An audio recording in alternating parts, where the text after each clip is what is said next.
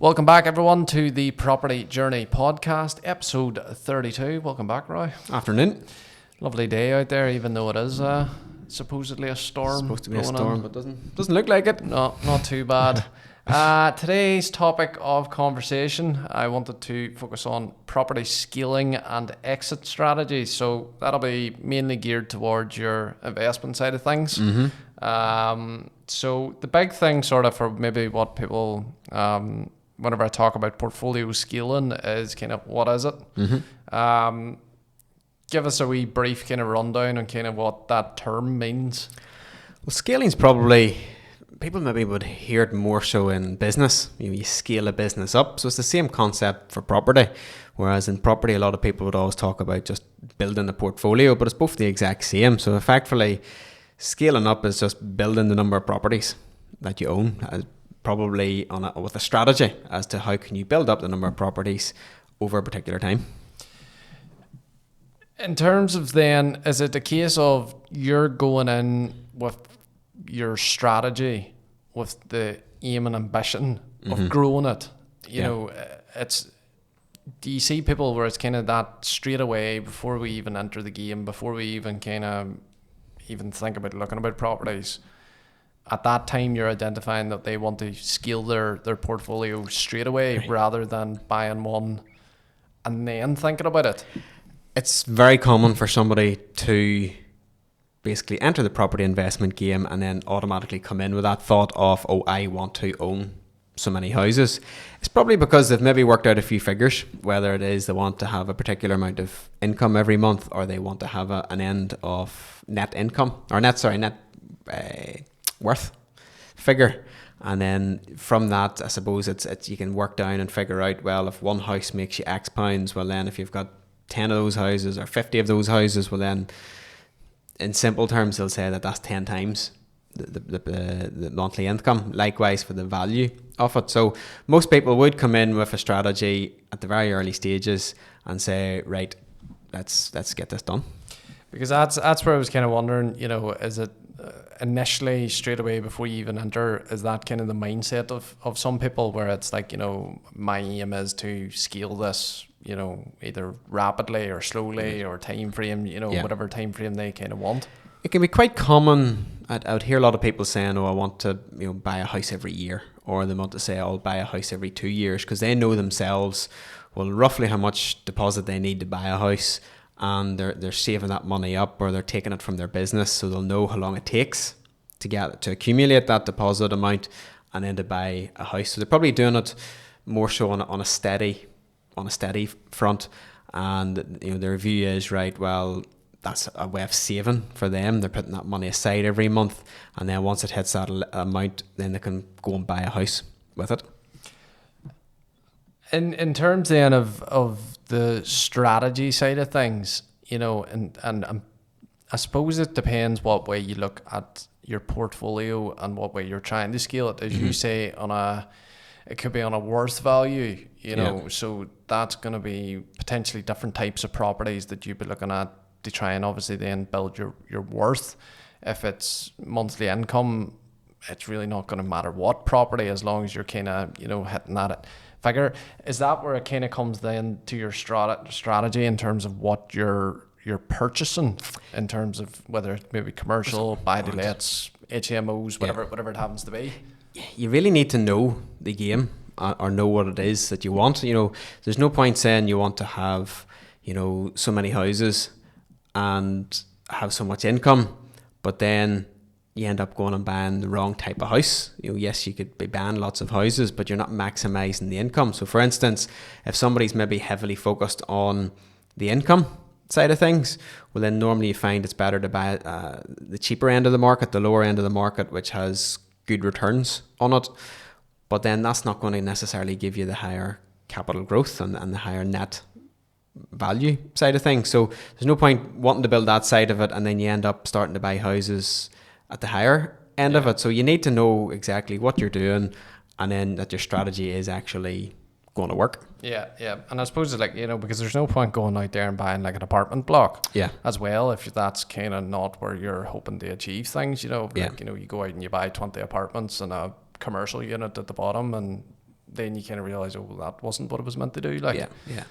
Same obviously then for residential property, as you say, if you're going to go out and buy a new build property, that's, you know, the mortgage is obviously high. It's going to cost you more, yeah. All that, you know, to have that obviously all in place then beforehand.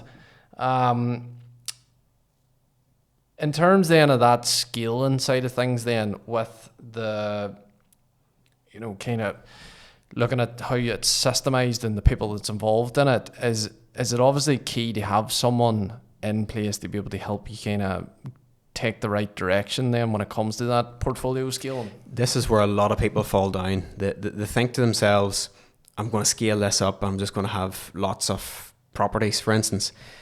It's the exact same in business, and so many people have tried to scale a business and then it just collapses very, very quickly. If you don't know the business, the essential business skills, then don't even get into property or don't even try to scale it. So for instance, you could easily maybe have a lot of money, or you're maybe borrowing the money.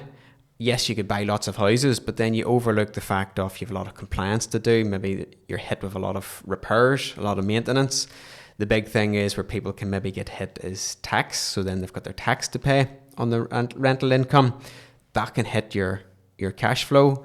And a big killer for people is if they've too many houses that they've maybe taken out, so maybe bought too many, for instance, in a block, and they've got mortgages on them, and those mortgages come to the end of their term.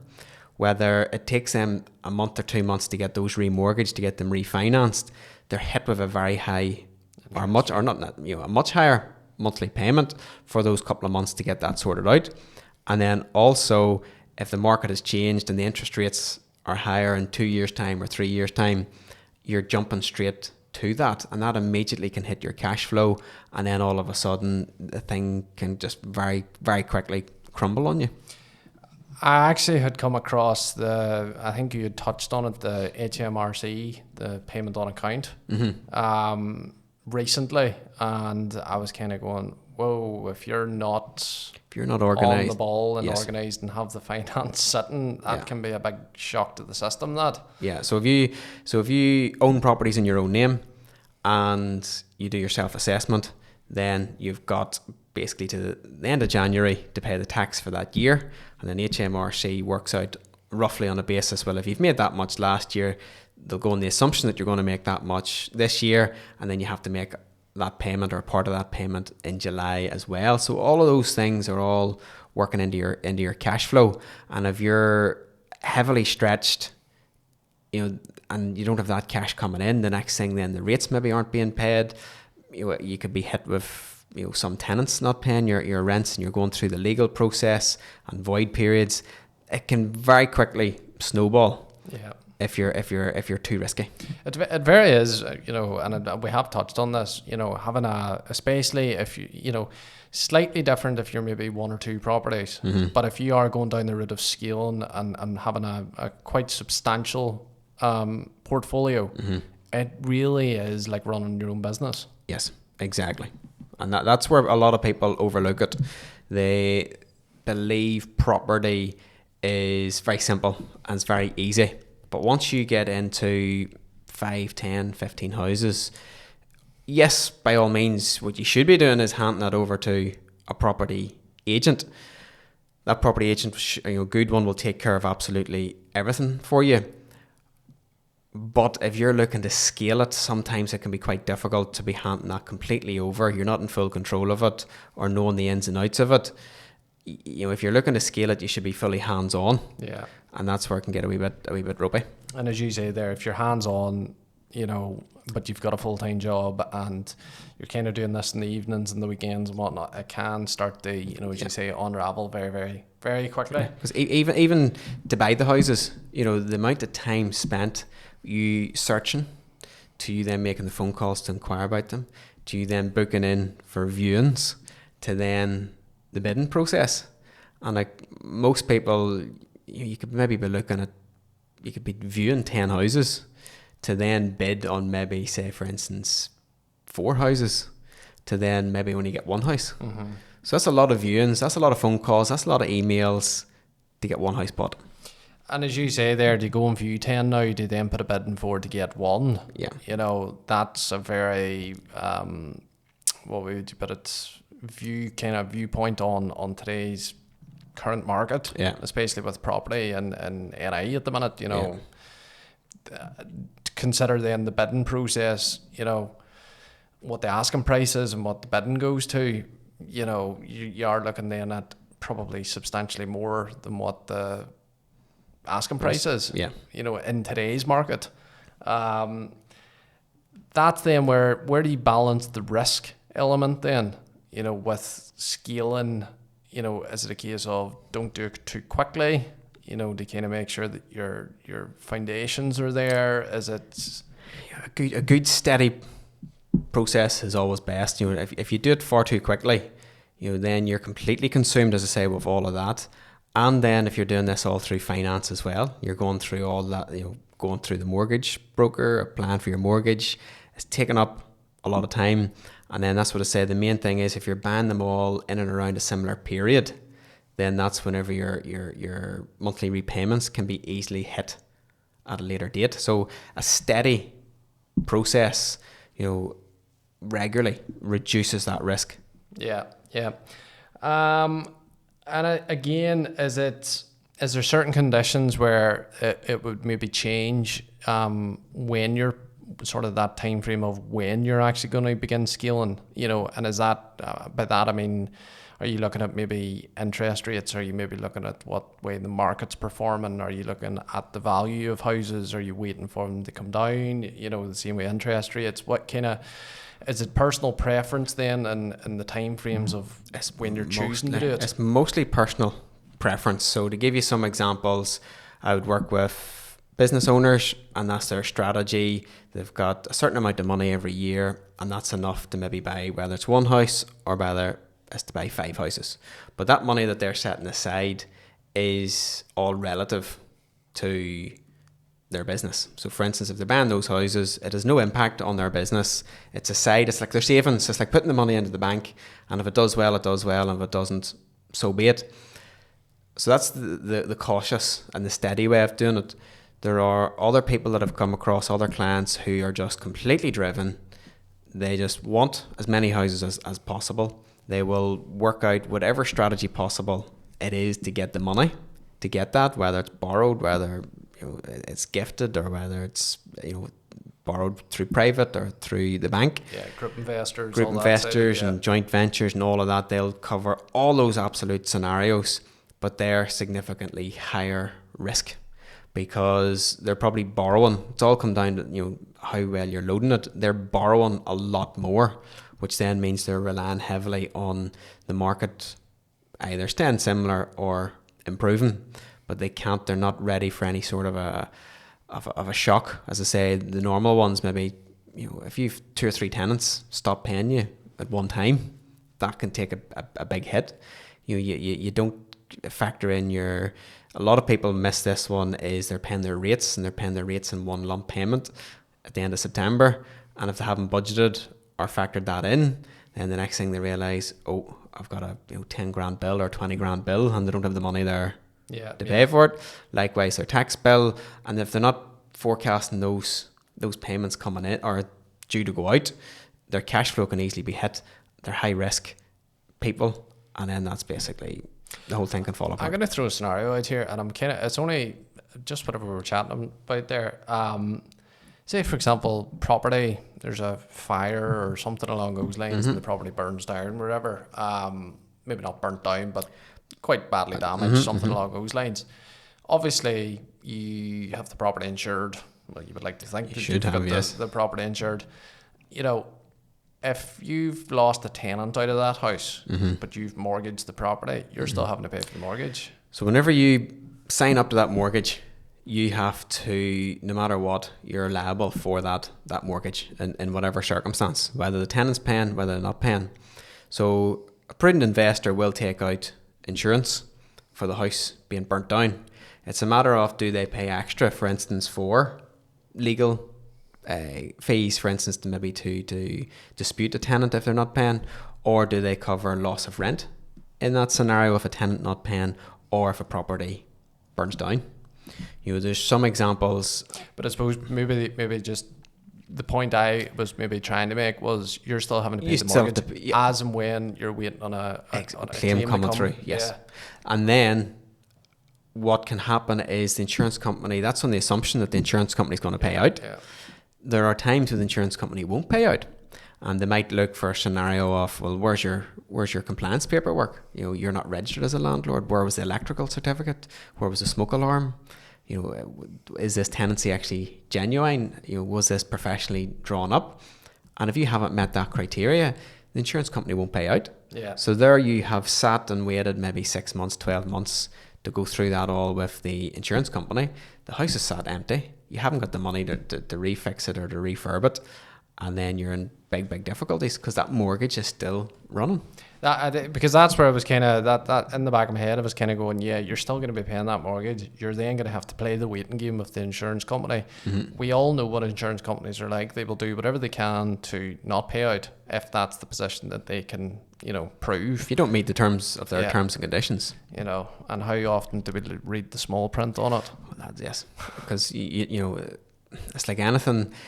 I always like to deal with a local insurance company, a broker that I can phone up if I have any issues with, and the policies that they provide me with are exactly what I need, as opposed to just maybe going online and you're picking the cheapest, but at the end of the day, you're not covering yourself for a lot of those scenarios, and you normally don't go looking for it until you need it, and by that time it's too late. Yeah. And that's why I just wanted to throw that out there, was that those types of scenarios, especially when, as you're saying, you're front loading maybe, or you're going all guns blazing, this is what I want, this is what I want, this is what I want, and you're loading a load of debt. Mm-hmm. And one wee small thing like that can just make it unravel if you're not doing it correctly, or if you're, doing it very, very riskily. That brings us on then very quickly to exit strategies. Well, maybe not quickly, because I've got quite a few questions there, Roy. When you're building portfolios and when you're building up, say, for example, investment property and stuff, are you already starting to think about exiting before you even begin? I suppose it depends on the person. I would say the vast majority of people don't. And the rest of the people would maybe know generally what they want for the purpose, but don't have the exit strategy. So what I mean by that is, some people, as I said earlier, their focus is they want so many properties, that's what they're going to live off, and that's that. They're not worried about exit. Yeah. You have other people who then decide, well, you know what, I'm saving up all this money and I'm maybe going to live off it, but then it's going to be left to the children. And then you have everybody else after that. So it kind of depends. Most people would be, probably they would have no exit strategy. And that's where it gets very tricky and very taxable and very costly if you don't have an exit strategy.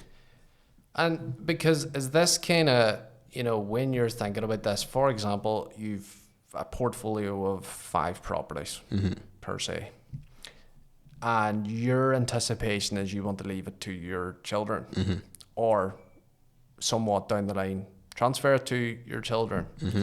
Is that kind of where the trickiness can come in, where one, there's cost to doing that, and also the kids might not want the property. Yeah. It's not that they don't want the property. I'm sure they would take the cash. It's probably they don't want the hassle. They don't want the hassle of the property. And is that kind of where, if you don't have those conversations about kind of that side of things, is that where you, as you say, you can run into the problems then? I've come into different scenarios whereby maybe parents haven't factored in the fact that they are going to gift it, and there could be capital gains taxes, there can be other, maybe they can pass away too soon, after they've gifted it to them, or likewise, as you say, the children then don't actually want the property. So the parent is then left with a scenario of, well, what do they do? If they sell the house, then there's going to be more than likely a very high capital gain tax to pay, or if they leave it, all they're doing then is leaving a burden or leaving a trouble or a hassle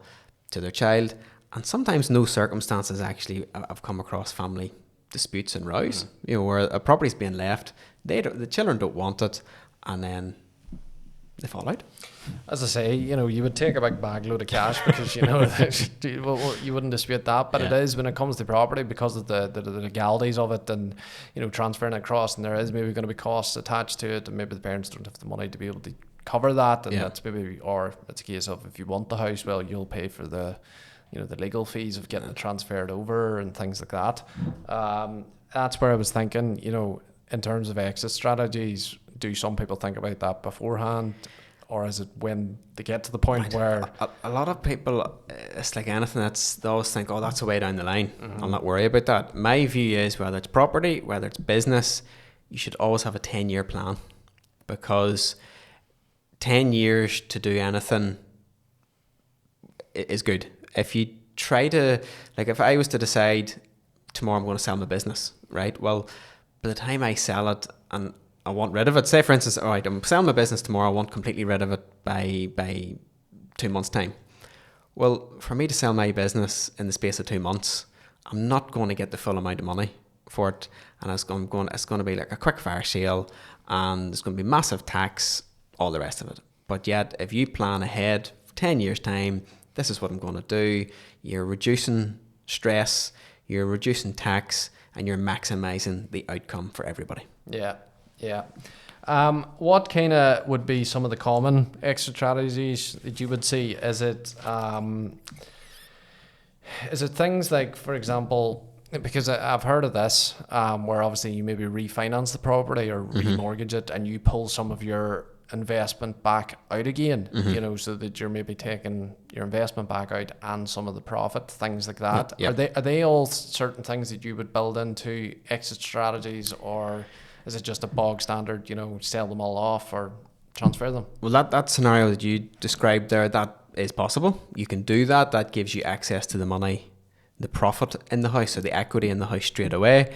But what a lot of people overlook is they think, oh, that's my equity, that's my profit. But effectively what you're doing is you're borrowing that. So you're pulling that money out by way of a loan. So if you have a house that is paid off, it's worth £100,000, and you then want to actually get that equity, well, you're taking a mortgage out of 100,000. So what you're doing is then you've created a monthly payment and a headache and a risk for you. And you've always that debt to pay off. Now, some people have a view, well, I'll take that money now, I'll spend it, and if the market stays the same or rises, well, then I'll sell, the house is sold whenever they pass away. The vast majority of people that I would come across, I suppose they just simply leave to their children, whether it's in a limited company or whether it's in their personal name. And if it balances out, straightforward enough, some people, maybe they have 3 houses, they have 3 children, or they maybe leave a share, you just leave everything to their children. So they maybe have 10 houses, so they just leave all 10 equally to their children. That part of it comes down to a personal choice, because not every family's equal. Maybe one of the children has helped their parent over the years do the maintenance, or do all the figures, or do all the paperwork and run all the legwork on the houses, and they're maybe thinking to themselves, well, it's up to them. And then there's also the traditional views as well, whether it's the youngest gets everything, whether it's the eldest gets everything. So, but most people would leave it to their children in some sort of a fair strategy. And this is probably something that you would discuss when you're discussing future planning with your clients as such. When you're sitting down, you're basically saying, what assets have you got, and have you thought about this, and have you thought about that, or they're maybe telling you kind of what they're thinking about and stuff like that. Then is that kind of then where you would discuss that with them as well? Any client that comes into me, I would spend a lot of time talking about, asking them questions personally. I want to find out as much about them as possible, because there's no point them just saying, oh, I've got these amount of houses, and then me just doing what they want. I get to know what's driving them, what's their purpose, what's their family life like. Is there one family member a wee bit closer to them, or what have you? What's their view on risk? What's their views on stress and hassle? And then create an individual plan for them. How do you decide then at what stage you're getting out? Well, most people, the scenario decides for them. We would come across scenarios whereby maybe they've just had a bad run, so they're having the difficulties and the challenges, and they say, you know what, I've done this for 10 years, I've done this for 28 years, I've had enough. Or other people, maybe they just realise, you know what, maybe I'm getting a bit old here, maybe it's time to do something. And at that point they decide, well, they're going to hand the properties over, or they cash out and start handing the money around. Yeah. And then there's probably the scenarios as well where rather than scaling up, you're scaling back. Yeah.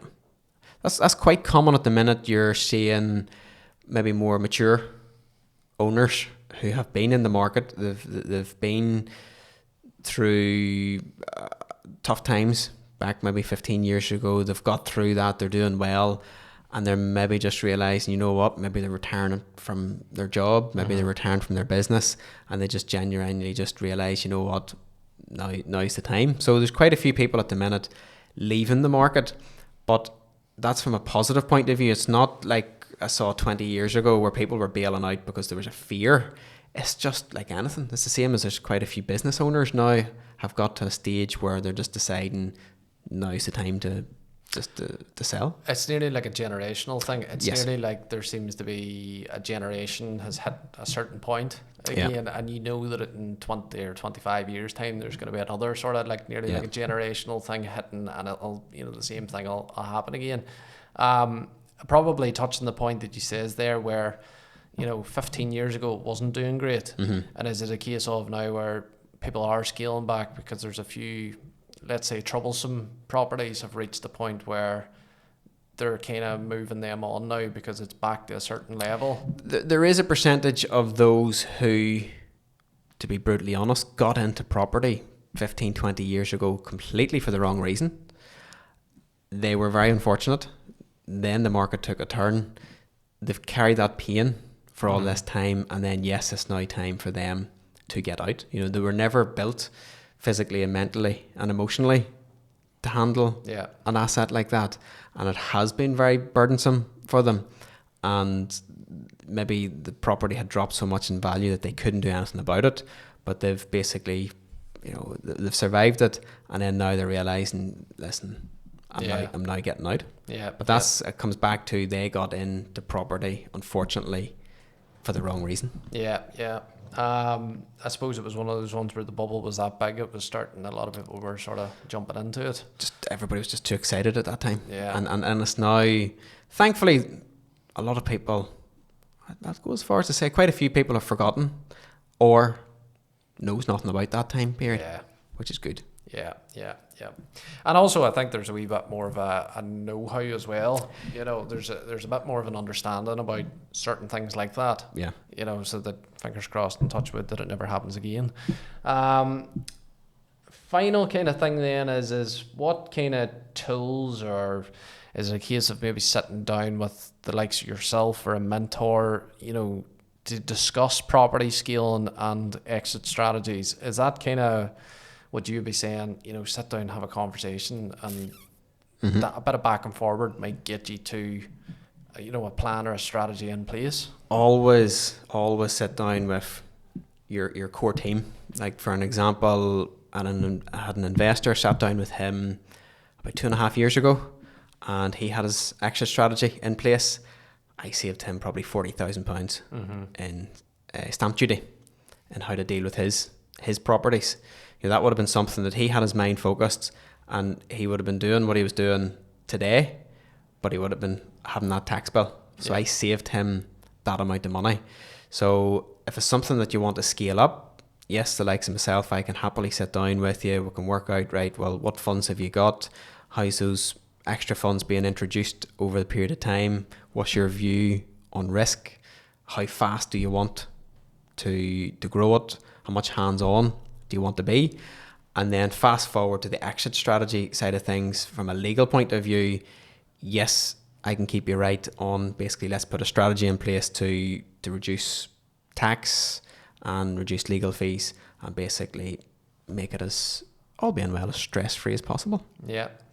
Well, I think that will cover portfolio scaling and exit strategies, Roy. So thank you very much, as always. It was a nice wee quick episode there, but packed full of information for Thank you. investors and people involved in investment property to have a little think about. So episode 32, folks, thank you very much for tuning in, and we'll be back shortly again with the next episode. Thank you.